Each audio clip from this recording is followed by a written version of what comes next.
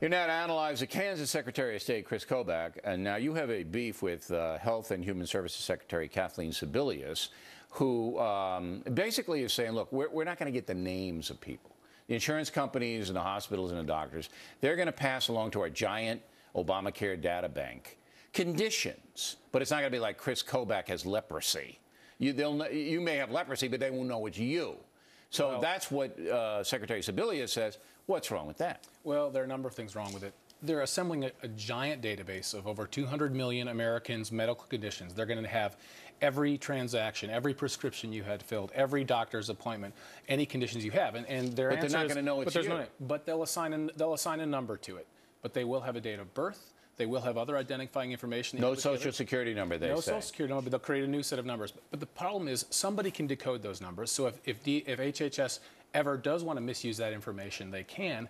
And secondly, there have been a history of government bureaucrats losing laptops, not just in HHS. Well, and the hackers and the WikiLeaksers and all of this business, there's no doubt about it. Look, I hate it, but I'm just putting forth the federal point of view is that they're going to know what the trends are so they can set the prices and they can set the medicines and all of that. And then they're saying, but nobody will ever know it's Kris Kobach or Bill O'Reilly who has this condition. Do you believe that? I don't. And I also think I don't believe it because I've seen enough of what they say Obamacare is about and what we later find out it's about.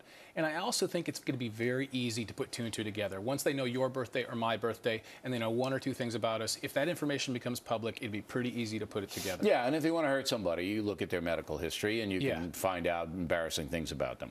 All right, so, but it looks like it's going to go, unless it's repealed, which it may be if a Republican wins the nomination or the Supreme Court throws out the mandate, then it looks like this is going to go ahead, right? They haven't begun assembling thus far yet. Right. They're promulgating regulations right now. Right. But one other problem I have with this is that it's inconsistent with Sebelius's past positions when she was governor of Kansas.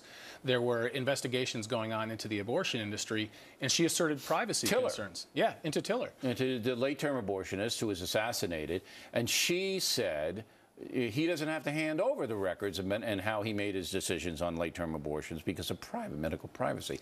Even though the state said, and correct me if I'm wrong, because you're the Secretary of State of Kansas, well, we don't want to know the names of the women who aborted their babies. We just want to know what the reason was for the abortion. And she still said no. Yeah, it was the Attorney General at the time. He said, we are seeking the records of 90 people who received abortions. We are not, the names will be redacted. A judge was supervising to ensure that no one's privacy would be violated. Right. And Sebelius said criminal investigation. She said, oh, I'm worried about privacy.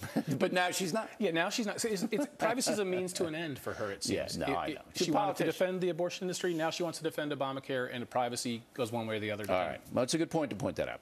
All right. Now, you are one of the authors of the tough Alabama immigration law, illegal immigration law, that was blocked. Two provisions were blocked.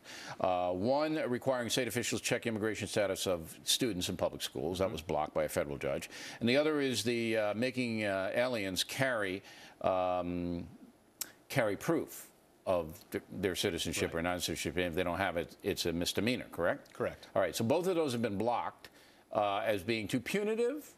Well, they've been blocked by the Court of Appeals pending the argumentation of the case on appeal. So the district judge down below actually allowed those provisions to go into effect. But the Court of Appeals is temporarily staying it, saying, like, we have to decide. They haven't rendered any decision on it.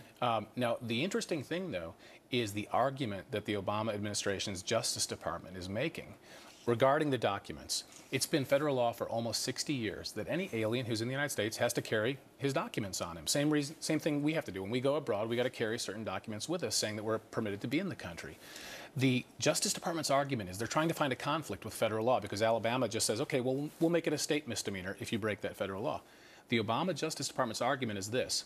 Well, we don't really feel like enforcing that federal law. But they don't say that. No, they say it in their briefs. We don't take that law seriously. They need to take it seriously. They say we don't enforce that law vigorously anymore, so therefore it's inconsistent with our desires. They put that in writing, huh? It's in the legal briefs, and it's inconsistent with our wishes if Alabama goes after that law. So this is a pure political play. They just don't want to get involved with that retail level with monitoring illegal aliens. That's what they don't want to do. It's political, but it's more troubling than that even because Article 2, Section 3 of the Constitution says the president must take care that the laws are faithfully executed. Even the ones he doesn't like. Exactly. And here we have a president saying, I don't like this law. I don't think it's that important Well, he's anymore. saying it through Holder. He's saying it through the Justice. The Justice Department is the one that filed a suit against the state of Alabama. All right, Kris, very interesting. Thanks for coming in. We appreciate it.